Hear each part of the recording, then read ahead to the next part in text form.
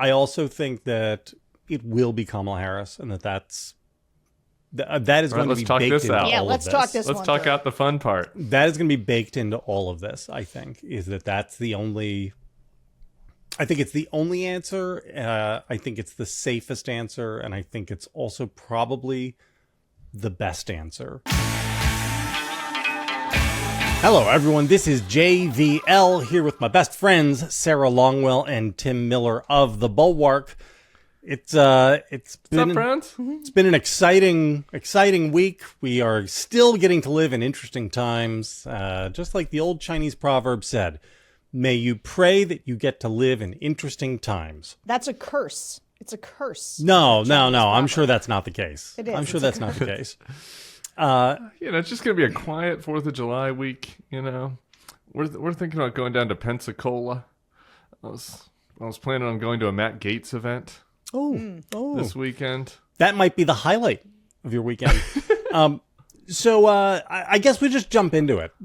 Joe Biden is not going to be the Democratic nominee for president. I think that is not happening. Is this Jonathan Victor Last?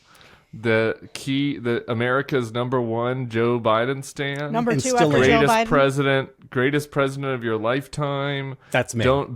Mocking Bill Kristol every week for considering that we would move on from him. That's me. Yes. Is that you? That's you. It's the same guy. You haven't had there's been a switch, a body snatcher situation. Still the greatest president of my lifetime. Still a huge Biden stan. But people who don't understand that what happened last Thursday at the debate, it created a new reality. And there are people who want to continue on as if everything that had been true was still true. And I'm sorry, but it's not. This is not an opinion. This is a fact. We're already seeing it coming out in the polling. Later today, we're going to get a major media poll that's going to show Trump +8. We got a bunch of polls. That's just a rumor. We know that it's going to be, just because who knows when this podcast comes out. But the Biden campaign has already told us that it's going to be bad. And it was +6. The New York Times was +6 before the debate. So, we have credibly heard that it's +8, but we don't really know. But if it's going to be worse than +6, there's only one number between 6 and 8. So it can't be that much better. Puck reported yesterday that we're seeing polling pop up in places like New Hampshire and Maine and New Mexico and Virginia, where all of a sudden those are becoming swing states. Trump is up in New Hampshire by 2 points in a specific this Granite is what I'm State saying. poll. The world has changed, and it doesn't matter whether or not you like it. It does not matter whether none of this is because people are talking about it. It is just this is reality. And I thought that there was still a fair chance that Biden was going to be able to pull out of the tailspin and demonstrate that he still had the goods and was not compromised. As the weekend ended, that hope was getting smaller for me. And as of, I would say, like late Monday of this week, I became convinced that it is inevitable that Biden is going to step down as his party's nominee. Am I too out over my skis there? I think maybe. But go ahead, sir. Do you think so or no? I think I agree with JVL. I agree with it with less certainty than he does. I do want to say a little bit to JVL, since JVL and I spent, 2 years talking about this. Since I am now getting yelled at a lot for not standing by my man hard enough on the Biden thing, I want to say that I said from the jump Biden shouldn't run and shouldn't be the nominee. Yes. I have argued this because the voters prior to this debate didn't want Joe Biden to be the nominee. They thought he was too old. They thought he wasn't with it enough. They didn't think it is in every focus group podcast. It is in all of my conversations on the secret pod. And what's interesting, I've been thinking a lot about why then I was still so shocked by the debate. And I think it was because, he did come out, because I've always been the 86, the idea that he's going to govern until he's 86 is absurd. But I think I too got wrapped up in the idea of a couple things. One was, well, this is where we are. Like, this is who we got, and we need to accept that. And like anything, I was annoyed with Bill and with Dean Phillips and people who, once Biden had made it clear he was going to be the nominee and there was nothing we were going to do about it, like people who continued to beat that drum, I was like, well, this isn't helpful. And so I sort of right now in this moment, I feel like I understand the passions of people who are like, none of this is helpful. You guys are screwing this up. You guys are part of the problem. And I also understand, and I think, and side with much more deeply, the ones being like, how did we find ourselves at this point? Why didn't we know sooner? Or I felt like many of us knew, many of us said it and got told, he's doing it, get on board, get in line. And I feel like we had, and I was even arguing, I think, to you, JVL, and this is something I think that I was wrong about, is I think I sort of, once I was like, I'm on board, fine, he's the nominee, okay. I didn't think there was enough time to switch somebody else out. Like, I think I had a conversation with you and argued, like, they don't have enough name ID. You know, this is going back, like, maybe like 5 months ago or something, like kind of in the Dean Phillips primary stage. But I think there's time enough now for somebody to get there. So like, I feel like I was wrong about that particular part, but I am a little bit beside myself about how we got here. And I think that there is the reason that I think the chances of him stepping down are pretty good is that people don't feel like there's a lot of people saying like people are panicked, they're bedwetting, whatever. Actually, that's not the emotion that I think most people are having. The emotion that I think people have right now is anger. I think people are angry that we find ourselves in this spot. I think they are blaming Biden and Biden's team. And like, there's a lot of finger pointing right now about because everyone knows the situation's actually very dire. And once you get to the finger pointing phase and the how did we get here and the recriminations, you're in a pretty big spiral. And the one reason that I also sort of agree with JVL that I think it's starting to get untenable is the plan to get us out of that tailspin is a Friday of a holiday weekend sit down with George Stephanopoulos, one interview. But if your argument is, nope, that was a one-off, an accidental 90 minutes, what happens is you put him on 60 Minutes immediately. Like, you put him out there, he's just nothing but him out there every day. You get the immunity decision, he's holding a 2-hour press conference, not talking for 7 minutes on a prompter. And people aren't stupid. People know the difference between the prompter and the extemporaneous. They know that it's going to take you a week to put him on a sit down with George Stephanopoulos. There's just, it's not. I've heard. I have a source that says that George Stephanopoulos was given 15 minutes too. That's not like a real sit down. Yeah. I mean, it's kind of a half-assed sit down. Yeah. So the damage control is too obvious. Well, but what it is it's proof that he doesn't have it. And that's what's changed. Right. Because the truth, right. I mean, look, I'm sorry, as recently as 6 months ago, he had it. He gave it a 90-minute State of the Union address. It was great. It was full of ad-lib stuff. When he, as a year ago, he was traveling to Israel and, meeting with multiple groups a day and giving good speeches. This is, the world has changed. The timing, there is a sour spot of timing, right? So if Biden announces he's not running again immediately after the midterms, that is enough time. If he announces 6 months ago, that's too much time, but also not enough time. It's enough time for there to become for everything to turn into a mess. Having it happen now, honestly, is not the worst thing in the world. I kind of because agree you with can this. Just you can just, it's cleaner. There's only one option. The option is Kamala Harris. It is a sprint all the way through. It's 18 weeks of just, can you blitzkrieg? And, I think a shorter race really helps her. So I think there was a safe time to do this, which was immediately following the Democratic success in the midterms. And then there was a dangerous time, which was all the way until now. And now this is a moment which isn't ideal, but is tenable. It's possible now. I'm sorry. Tim. Yeah. So I want to spend the bulk of our time on going forward and being constructive and what to do. But I want to address both of your points about going back, because it's a natural, I think, for people who are outside of this to be like, they were lying to, like, they were covering everything up, or this has been a palace coup, or like, and I understand why you're being angry and you're like looking for a rationale, like, how did we get here? Yeah. Like, how did we get to this situation? And I want to say, like, I think we got to this situation in a way that was pretty rational, and like a couple of accidents of history, like contingent things that happened that got us here. Like, for starting, number one, Joe Biden picking Kamala Harris. Yeah. Like, had Joe Biden picked somebody else stronger, Yeah. that was perceived to be stronger, he probably doesn't even run. Oh, there's a lot of evidence of that in the Jonathan Martin book. The midterms. Had we gotten wiped out, Joe Biden gets out. Right. I mean, like, I was literally already during in the lead up to the midterms, I was texting with my friends in Democratic politics, like, who's going to be the one to step up and challenge him? Like, if the midterms go bad. The midterms went well. Joe Biden gets credit for that, I guess. But really, the Republicans fumbled the bag epically with like these horrific candidates. Had the Republicans put up normal candidates and had the red wave that they should have had, probably Joe Biden gets out.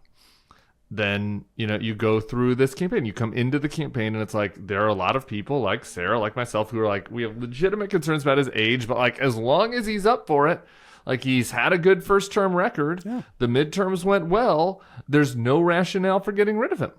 Like, you can say he looks old, that's fine, but as long as he's demonstrating that he's still up for it, like, what do you do? Like, you primary him, and you saw it happen with Dean Phillips. We were talking in the green room, like, and call him old, like, you seem like an asshole, right? Because it's like he's doing the job.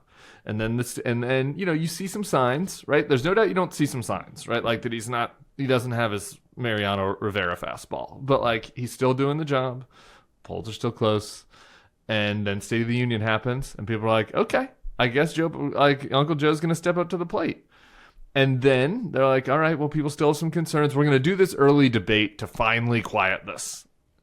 Yeah. Then they do the early debate, and it's the worst performance of the mass media era on television by anyone short of Miss South Carolina. Like, he can't talk. And so that's like how we're here. Like, that's what happened. There were a series of events. There were a couple of off ramps that could have happened. Joe Biden protected himself from some of them. Some of them he got lucky. And, I mean, maybe we'll find out something that from whoever writes the big book about this, that like maybe that they did know something internally. Maybe there was some big cover up. But what I really think happened is that the people around him, I've been using this analogy, thought, just like, I'm going home for Christmas this year, we're going skiing. Me and my dad aren't going to spend the whole time on the double black diamonds. My dad doesn't have dementia. He's plenty fine. He's capable of going skiing, but like, we're not going to do the hardest shit. And I think that's what his team thought, like, that he was losing a step, but like, we'll protect him. We'll manage his schedule. We can win this race. The other guy's an idiot. We're going to keep him on the greens and the blues, keep it easy. And like, they put him out on a blue, and he just had a fucking total yard sale and fell on his face. And like, now we're here. And like, to me, I think that the explanation is simple as that. And I understand why people are frustrated by it. I'm frustrated. Why people are angry. I'm angry. But like, that is our reality. It's not something that's been cooked up by the pundits or or some, insidery thing. I just think those are the chain of events. And look, to this point, just to this point, I also think, just in service of saying like, maybe it wasn't some like extensive cover up. Like, certainly they've been protecting him a little bit, which is in part their job, right? Is to make him put his best foot forward. But like, decline can happen fast. Like, yes. He is in the job that is the hardest one in the universe. And he is 81 years old. And like, to give an 81-year-old the hardest job in the universe is a real thing. And he's done it effectively. But the idea that he couldn't have started to deteriorate pretty rapidly to the point where, especially what has happened, right? He's had to get on the campaign trail. He's had to do that while governing. Like, now it's like doubly hard. And so the idea that like it couldn't have gotten kind of worse fast is like a real thing. And I just think people just need to be honest about this, though, and say, and this is where I would like to take the conversation as we go forward, is I think that for Joe Biden, it is probably excruciating to have had that debate performance and to feel like you're going to get run out on a rail. And it's unfair to Joe Biden to some degree. Like, I understand why people take umbrage on his behalf. He has been a good president. He did save democracy. He was the only one who was going to beat Trump in 2020. And so for me, the question is like, how do Amy you... Klobuchar. What? Amy Klobuchar probably could have beaten Trump. Maybe, yeah. 2020. I agree with that, actually. But those guys weren't getting it. Joe Biden was. Like, he was the one who could get the nomination to it. Yeah. God bless Joe Biden. And I feel like there's got to be a way for us to, as a country, as an anti-Trump coalition, whatever, to help Joe Biden see that he can save democracy twice, once by running and once by stepping aside, and that to do it would give him a legacy of, you know, I'm sorry to make this into a musical, but like, my favorite song in Hamilton is One Last Time, because it's about, shut up, Tim. Just let me say this, okay? Because it is about George Washington understanding what the country needs, and that it's for him to step aside so that people understand how they learn to move on. Like, we're not kings, right? And I think that that Joe Biden having the ability to say, I recognize that in this moment, the best thing is for this not to be me,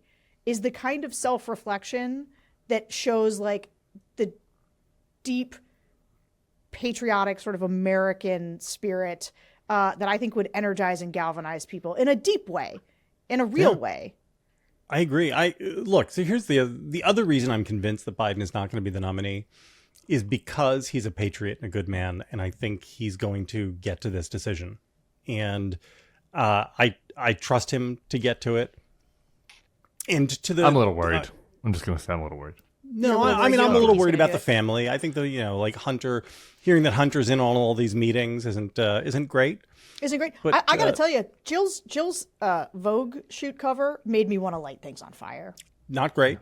Not great. And I've sat there. I'll just say this in these rooms. It's not. I don't know who the other guys are around him. Like, again, I'm not looking for a medal or some hero, but just to give people a sense for what it's like. Jeb loses South Carolina after three contests. Trump is winning the primary.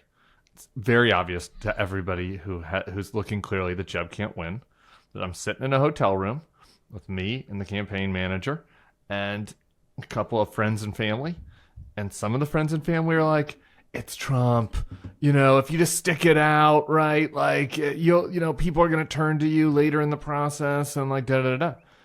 And Jeb did the right thing. It wasn't like, I don't want to act like it was a big fight. But like, I don't know. That's different. That conversation, I can imagine that conversation happening in an Oval Office where there's a lot of different elements to it that I don't know. I think he's going to get there. I think he's going to get there. And, he may be helped by guys like I don't know. He may be helped by other wise men within the party. But, ultimately I would trust him. And this is the contrast.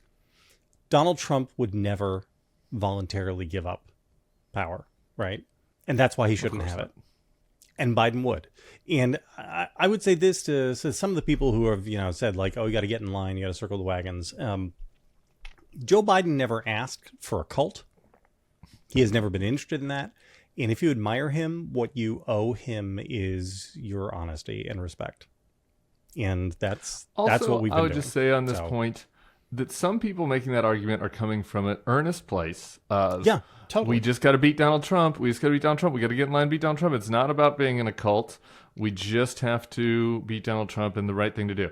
And the problem with that goes back to the very first thing that you said, which is the new reality we're in. Yeah. And the fact that like, it doesn't matter actually what podcasters and pundits say. Like the people that are listening to this already have a side, right? Like already know who they're voting for. And they're going to vote for Biden even if Biden's the nominee. Right. So it doesn't matter. We're not like influencing like that. Like the people that are going to determine whether or not Biden can do it are the weaker partisans, and they've seen Joe, like they're going to be influenced by videos of Joe Biden talking. Right. Yeah. Not by videos of MSNBC pundits talking. JVL, did you listen to the focus group pod that Tim and I did yet? So I've gotten like halfway through it. I was going to ask you to talk a little more for the people about it. Well, look, it's just for Bulwark Plus members, but you should go list it. Like, we did 4 groups in the wake of it. 2 of them sort of Trump to Biden voters, so the coalition he's got to hold. But then we also did some Democrats, like Biden, Clinton voters, who are now undecided. Yeah. And they're not they are neither super partisan, nor are they like hardcore watchers or consumers of news. They are kind of normie-ish Democrats who say, I watched the debate to see, I was worried about Joe already, and like, I'm so scared now. I'm so alarmed. Yeah. And I don't think I can vote for him. Now, most of them, not everybody, but a lot of them, like 3 of them were just going to leave it blank because they felt like it was irresponsible to vote for Joe Biden. And like, that should stop people cold. Like, that's not even the swing voters. It's not the 2-time Trump voters who were out on Trump, 0 of whom were going to vote for Joe Biden, several of whom had been leaning toward Joe Biden and were now not going to vote for him. They were like, tell me again about RFK, or maybe I'll just stay home, or I'm going to write in Nikki Haley. But the swing voters, where there was a lot of backsliding, people going back to Trump, and then the Dems saying they felt like they couldn't responsibly vote for him. Can I say one sentence on that for those people really quick? Because I think this is important. Like, also to the people who think that we're unhinged and have lost our mind. Joe Biden could win those people back. And this is why in every article that I've written since this happened on Thursday, I'm like, I said, I'm not doing the Joe Biden must resign thing. Like, I'm doing the we need to change course, and Joe Biden needs to demonstrate to these people that he's up for this job and win them back. And if he can't do that, we need to change course. And every day that goes by that he's doesn't do anything and is in hiding, it just reinforces like the reality that like he can't win them back. And he can't win them back with one rally.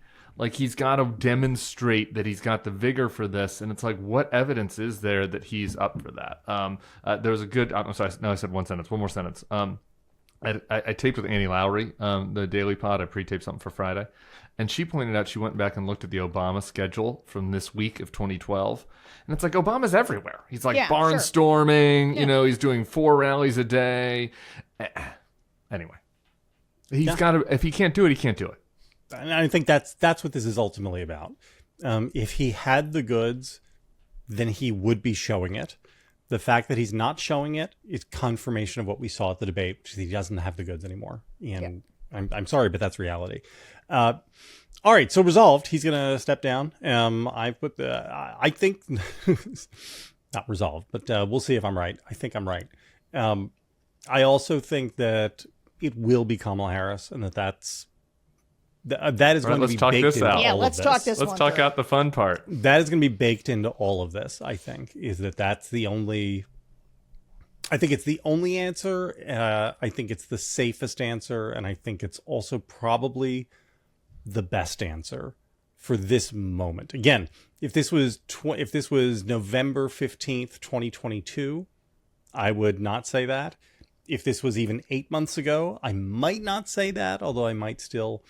But given the reality of it being July 3 and what the world looks like, I think Harris is the best available player on the board. Sarah, fight me. She is not the best available player on the board. Not even close. However, I do agree with you that she is the most, it's the easiest. It's the easiest move. She can, just logistically, she can inherit Joe Biden's infrastructure. She can inherit his money. I agree with something we talked about earlier, which is that I think a short primary here benefits her, like works to her strengths, because she can just do 12 weeks of prosecuting a case against Trump. And I think get pretty far with the anti-Trump coalition. I will say I do not speak to that with a ton of authority. I do because the evidence that we have seen. So I've got a couple pieces of like major evidence about why I think the Kamala thing is tough. One is the voters do not like her. I've been asking about Kamala for years, and She is not liked at all, and including by Democrats. Now, Democrats, the way they talk about her, and also in the black voter focus groups that we've done, or when oftentimes there are black voters in most of the focus groups, when you just screen for, Dems or even swing voters, or Republicans, actually. And I have yet to find this well of support for Kamala. But one of the major things that they say is, and this is where I think there could be some potential upside. They're like, well, what is she doing? Like, she had all this potential. Where is she? I never see her. And so some of that could be, well, when they see her, they're like, oh, look at this. But that brings me to my second problem, which is that she has not demonstrated sort of a core political competency. We talk about her having the yips, but like, I also know it's in there somewhere because I saw her prosecute this case. Like, I saw her at the impeachment hearings. I saw her even on the debate stage before she went too far and called Joe Biden a racist and whatever, and said he was responsible for busing. But she still was quite effective. And so I think that Kamala, here's the reason I think Kamala is better than Joe. Donald Trump is already going to. Well, yeah, that's right. Sure. I think she'd do a better job prosecuting the case, but they're already going to run against Kamala. For Donald Trump, it was yay, let's run against Joe Biden with dementia, but let's also run against Kamala because that is everyone knows she will be president one way or the other here. Because Joe Biden's not going to make it to 86. And so I think if you're already having to carry her liabilities, might as well put her in a position to have some upside and get rid of Joe Biden's liabilities. She doesn't have to own Gaza like he does. She doesn't have to own Afghanistan. She kind of has to own their record, but not the way Biden does, especially because everyone knows she's been sidelined the whole time. So can she energize young voters? Probably. Does she do as well? I mean, my concern is that I've been saying, look, the key is going to be white people in Michigan, Pennsylvania, Wisconsin, and Nebraska too. And that's all Biden needs to really do. I'm not sure she does as well with those voters. But those voters do hate Trump. So I don't know. I'm willing to take that shot. Now, the biggest thing though, for me is Joe Biden needs to understand that he doesn't have it to do this job. And we make that move. And then we see, because look, she could pick a pretty good vice president, rock solid. She could pick Shapiro or Andy Beshear or Gretsch. I don't know. I think two women's dicey, but I don't know. Roy Cooper. I've been hearing a lot of Roy Cooper chatter. He's got a southern accent. Governor of North Carolina, which might be a good state. Andy Shapiro. Can I? Here's what I mostly agree with Sarah, and I think this is another thing that's important we're saying when we're gaming all this out is it is a close run call. If again going back to my scream from Friday, if Biden was a C-, Biden would be a better bet. Right? Because it's not as if it's oh, you switch to Biden, then it's smooth sailings from there. That's not what I'm saying. I think that having somebody who can prosecute Trump is better than having somebody who can't. So that's step one. So that means that Biden can't, and Kamala's the only option, then I'm for Kamala. Especially if we can get some popular, inoffensive governor who can also talk on the VP slot. Here's the thing.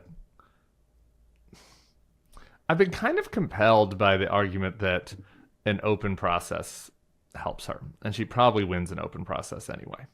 And, I think that there's something about Trump being able to say, oh, the deep state is installing Kamala to stop me, and they're all out to get me. That it gives Trump a little something.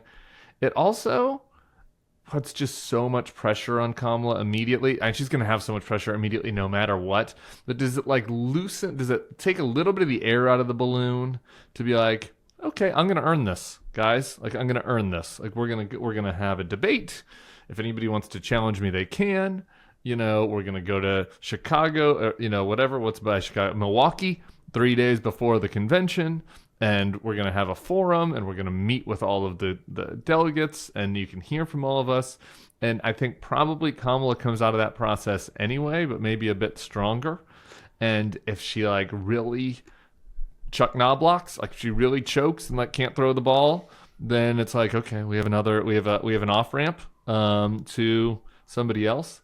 We I need also a think there's socialist compelling who's willing argument to that's come just in like and be a tomato can and just lie down for her. Who's going to challenge her from the Challenge her. left We and could- then just yeah, we get could put bulldozed by her and we could put a tomato can Take up a against her. I'm dive. totally for that. Here's the last thing I'm going to say, though. Fix the fight. Which is just, here's the last thing I'm going to say. And I just want to say this because it's in my brain, and we should just hear it. Everybody should just hear it. Because I know Sarah agrees with this, too.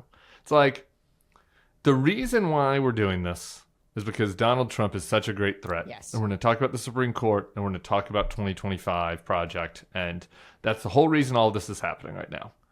And so if the whole point of this process in a party is to elect your candidates, and the whole point of why we're all so panicked is because we really don't want Donald Trump to win, and you have an option on the table that's like, we're going to take the popular governors of 2 swing states who just won elections by 10 plus points, and if they win each of their states, they only have to win one other state, and then we're through this fucking crisis.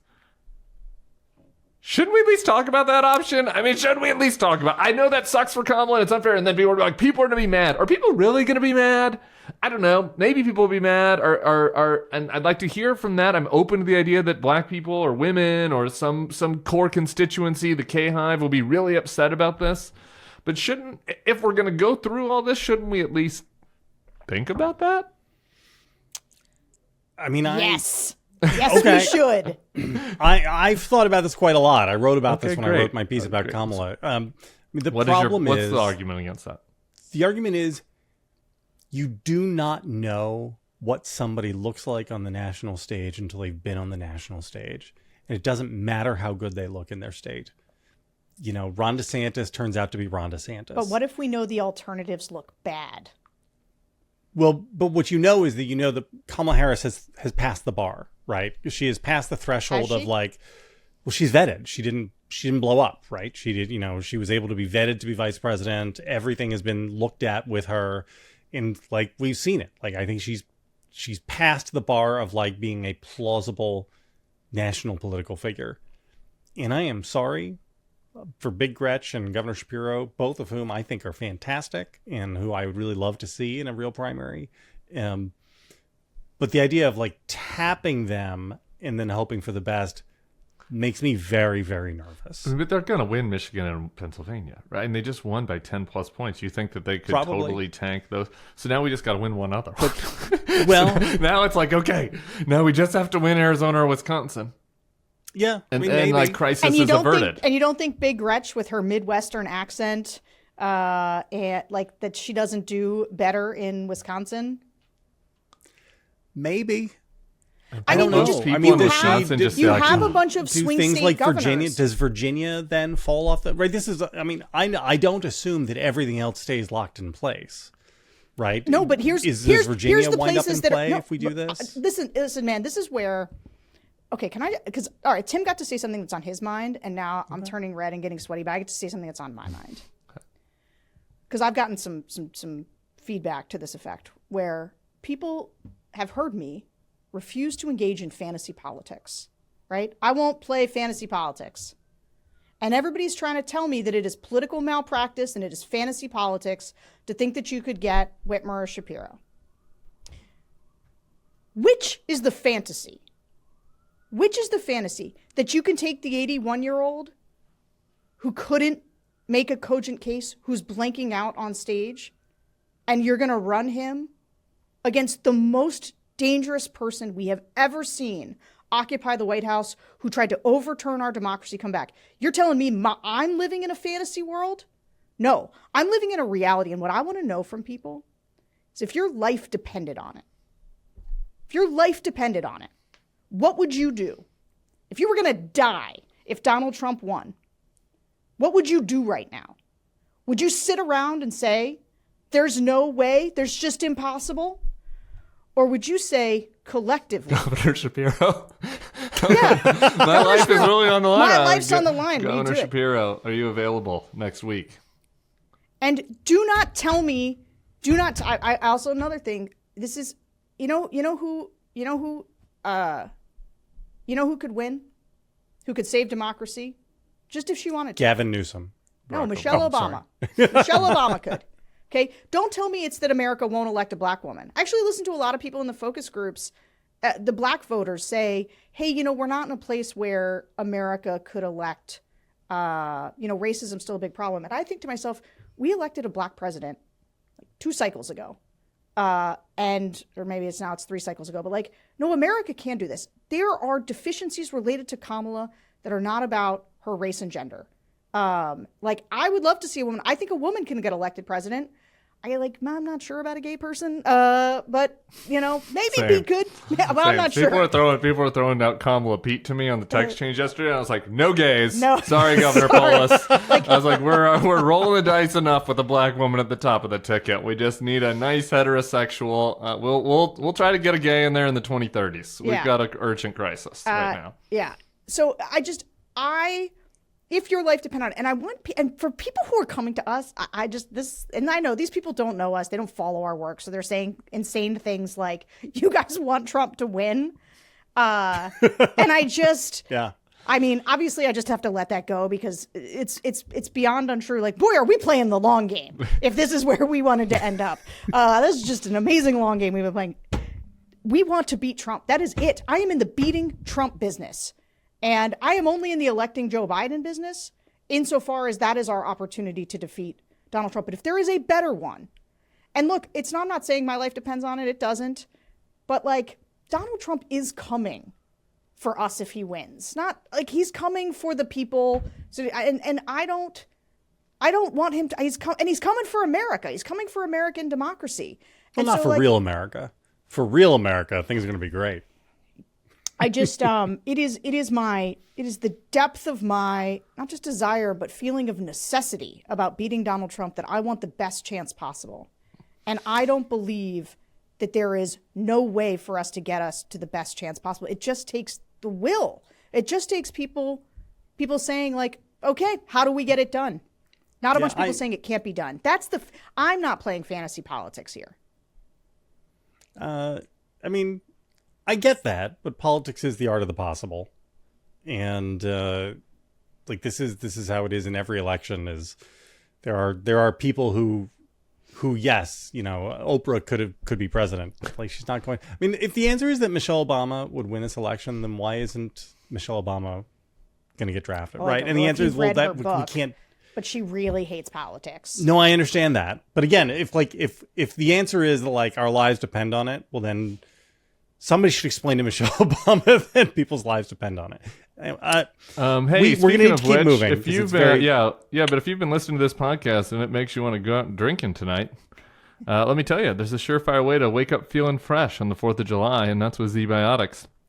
Zbiotics pre-alcohol probiotic drink is the world's first genetically engineered probiotic. It was invented by PhD scientists to tackle rough mornings after drinking. Here's how it works. When you drink, alcohol gets converted into a toxic byproduct in the gut. It's this byproduct, not dehydration, that's to blame for your rough next day. Zbiotics pre-alcohol probiotic produces an enzyme to break this byproduct down. Just remember to make Zbiotics pre-alcohol your first drink of the night. Drink responsibly, and you'll feel your best tomorrow. Got to tell you, on Saturday night, I needed a night on the town, JVL. I don't know if that is surprising to you, but it was a long 70 hours before that. So here in New Orleans, I was like, you know what? There's a little ABBA dance party that I'm going to go to. And speaking of gays, there's a little ABBA dance party that I want to go to. And one of my friend's children was out of town, and so we were like, let's have a little Zbiotics pre-alcohol probiotic drink before we go to the ABBA dance party. And I'm telling you, the next day I woke up feeling refreshed, and you've seen all the great content that I've been putting out. Vacations, weddings, birthdays, and reunions. There's so much going on. Get the most out of your plans by stocking up on pre-alcohol now. Go to Zbiotics.com/nextlevel to get 15% off your first order when you use Next Level at checkout. Zbiotics is backed with 100% money-back guarantee. No questions asked. Remember to head to Zbiotics.com/nextlevel and use the code NEXTLEVEL for 15% off. Thank you, Zbiotics, for sponsoring this episode and our good times. Yeah, well, Tim, it's funny you say that because on Saturday, I too was out at a German beer garten in Brooklyn. Really? As as New Yorkers like myself do. I Brooklyn? didn't actually drink anything, but yeah, I was out in Brooklyn hanging with a bunch of hipsters, and it was great. It was great. I almost had a drink, but then didn't do it. Yeah, didn't do it. I had to take the subway home. I try not to take the subway. I try not to drink when I'm going to hop on the 7 train. Just when you jump it in the car? I know what you're talking about. So, funnily enough, I think the Biden crisis we're in is only the second most terrifying thing to happen in the last week. Because on Monday, we got the Supreme Court decision on presidential immunity. And I don't know about you guys. It's been a long time since I was blindsided by a terrible, terrible outcome. Normally, I see those things coming a mile away. It never occurred to me that the Supreme Court took this case because they wanted to create absolute immunity for the President of the United States and turn our president into an autocrat and a king. Never occurred to me that that would happen. And that's basically what happened. We now live in a new legal reality as well, which would be fine if Nikki Haley was going to be president, right? It would be fine if... Wouldn't be great. I don't know. Wouldn't be great. Well, it wouldn't be great, but we wouldn't have to worry about, what if she invokes the Insurrection Act? And, because Nikki Haley probably wouldn't do that. And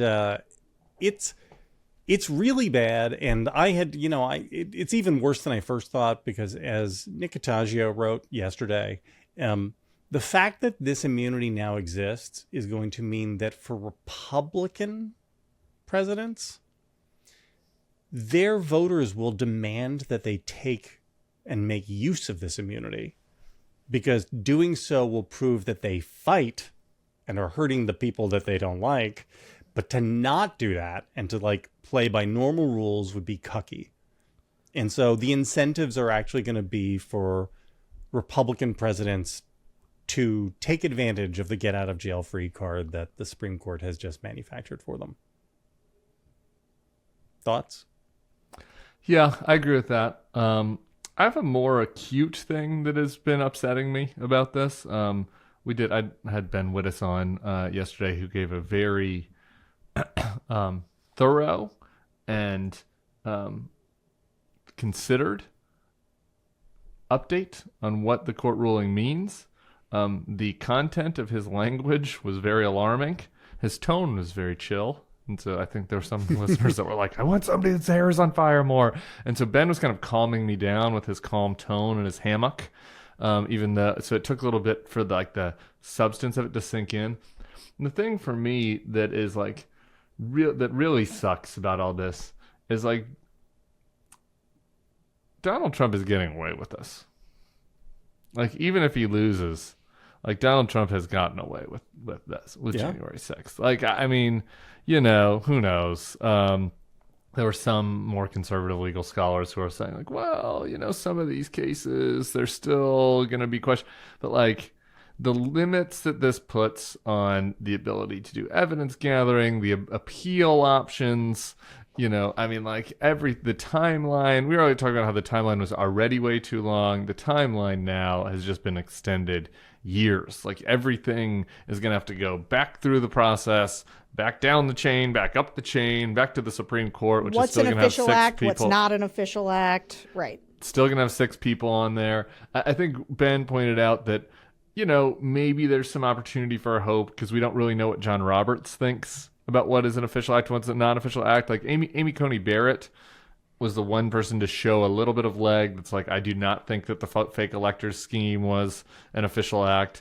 And so in theory, some of these cases based around things like that, are now, we're going to go back down to the court that they're in, and then the Trump people appeal it, and then they'll come back up with a specific, we'll see where John Roberts falls. I don't really have any hope for any of the rest of them. So I guess there's an outside chance that he has some consequences, but it doesn't seem like he's going to have any consequences, which ties us directly back to the first segment. Right. About how important it is for us, the voters, to deliver him the consequences, and for the Democratic Party to nominate somebody that is capable of delivering the consequences. Sarah, where are you on all this? You did a George show But I haven't gotten to watch that because I went to the focus group show first, and you're just doing too much content. You amazing content creator. Well, give me the TLDR. The George podcast does not involve me creating tons of content. I mostly sit there and say, so what about this? And then he talks for 25 minutes. And so I ask a few questions and occasionally interrupt to clarify something. We could get an AI Sarah to do the George Conway show by 2025. It is not AI a show Sarah. that requires my expertise to be on display, especially because I don't have expertise often. And so but yesterday was a fun one because he had many charts. There were just like charts of people like unofficial act over here. This is an official act. Like, what does that mean for how things can prosecute? He said one thing that I thought was interesting. I'd urge people to go check it out just because I can't tell if this is like a George fantasy thing or if this is like a real thing that could happen. But he seemed to think that Chutkin, right, because it's going to go back now, that she could be like, okay, well, in order to figure out what the parameters are, what's official and unofficial, like, let's have a trial right now. Like, let's do this, and we'll parse through what's official and what's unofficial. And I was kind of like, could that really happen? He was like, definitely. So I don't know. I haven't heard too many other people saying that. But it is true that the next step now is this of figuring out the official, unofficial, and what falls in those parameters. And I guess it seems not crazy to me that there could be a public way of sorting through that. That would allow for much of the evidence to be aired to the public. That would be, I don't know enough about the law to know how real that is, but that was the thing that he floated that I thought was the most like, oh, that's interesting. I mean, it's possible, but I think this is George's optimism. Yeah. I mean, if you're a judge, you've got a career on the bench. Why are you going to push through with this thing, which the Supreme Court has just said they want to go away? Trump, probably better than even odds, is going to be president, at which point the whole thing disappears. Like, I don't know. But it's all very bad. This is why the George content does better than the next level content. People are like, give me some hope, guy. And so George does that, which is nice, which is dutiful and needed, and maybe right sometimes. And but it's the other thing that is the Roberts part of it is pretty dispiriting, frankly, because the process by which this all happened. I'm sorry. I've listened to George. I've listened to others, Sarah and others, not you, Sarah, and others like say that, this was the court is doing a deliberative process and this is all in good faith. And it's just like, how can you look at this run of what happened with the time that was spent on this, with the expansiveness of the ruling, which they did not have to do. They could have done it more. They could do it much more narrowly. They could have done it much more quickly. Compare it to the Nixon cases and the Bush v. Gore case, like the amount of time that was taken on this.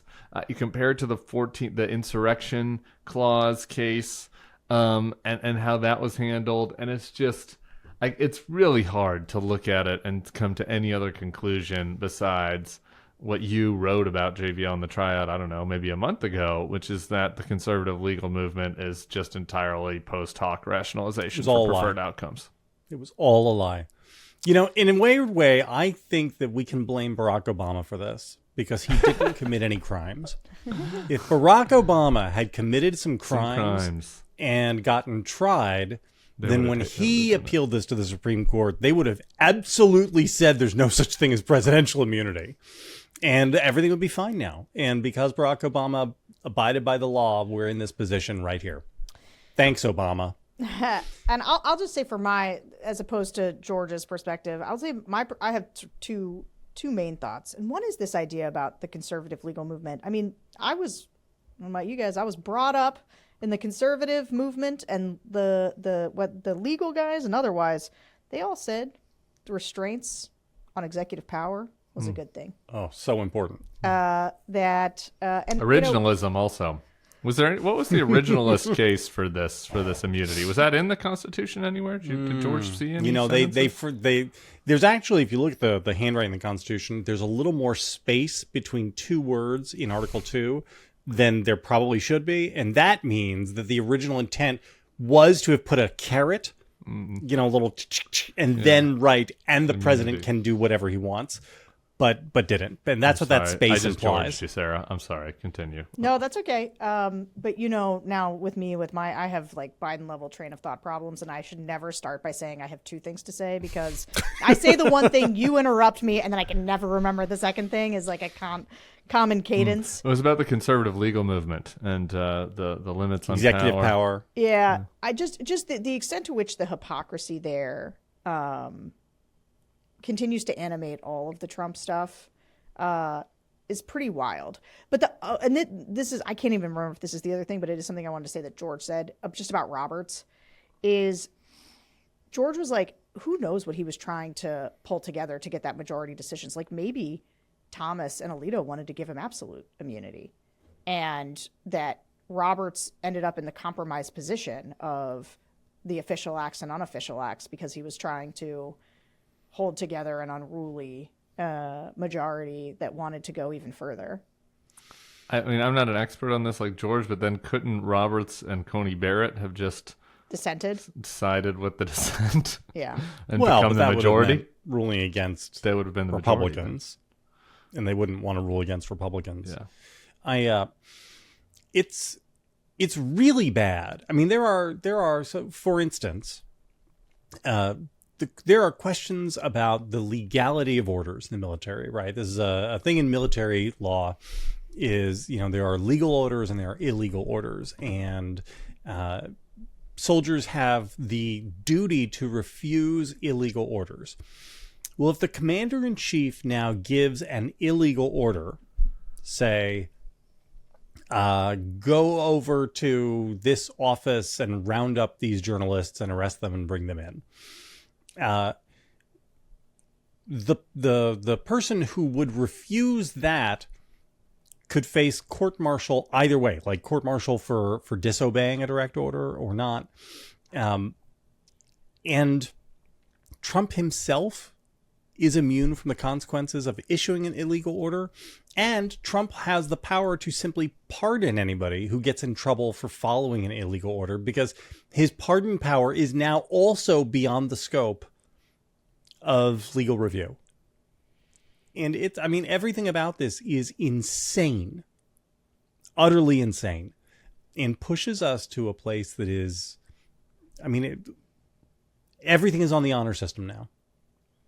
Everything that the chief executive does, when we appoint a president now, they're on the honor system that they won't go and do dictator stuff, because they're now allowed to do dictator stuff if they want. This was my second point. This was my second point that I was going to make, which is the wildest thing to me about what the Supreme Court just did is that they didn't decide the actual merits of Trump's case. Oh, yeah. They didn't decide the actual merits. What they did was make it completely possible for, it wasn't like they did this at a moment where well, it's okay, we're safe, we have normal people running. They opened it up at the very moment somebody with dictatorial aspirations who has already tried a coup wants to do the job. It is out of control insane. I forgot. That was my second point. A conservative legal friend of mine, we were emailing about this, and he said, this opinion isn't as bad as you make it out to be. And, I suspect that if Trump is elected president, you're going to be very happy that Biden has presidential immunity and can't be prosecuted by Trump. And my response to that was, actually, I would much rather Joe Biden have to face spurious criminal charges that have no grounding in fact and defend himself from that than for Trump to have the ability to do anything he wants. That's... Yeah, I'm sorry. I'm sure that's a very smart friend, but go ahead. Go after Joe Biden. Trump. Who's going to be Trump? Kash Patel, Department of Justice, goes after fine. Joe Biden for some trumped up bullshit. Okay, fine. Sarah, maybe this is a secret show question and not a next level question. Where's your head at on expanding the Supreme Court these days? It's bad. Don't do it. JVL, you will be in a never-ending doom loop of packing the courts. This is your worst take. We're in a never-ending doom loop right now. No, we're not. We're not? You're not. We will. They just made the president into a king. Yeah. Term limits. Yes. Term limits. But no packing the court. Bad idea. We're going to talk about that more on Friday. Great. Aren't we? Mm-hmm. All right, guys. Great show. Thanks for sitting in for AB on the dark side. Shut up. You're good the show. worst. Long show. Good luck, America.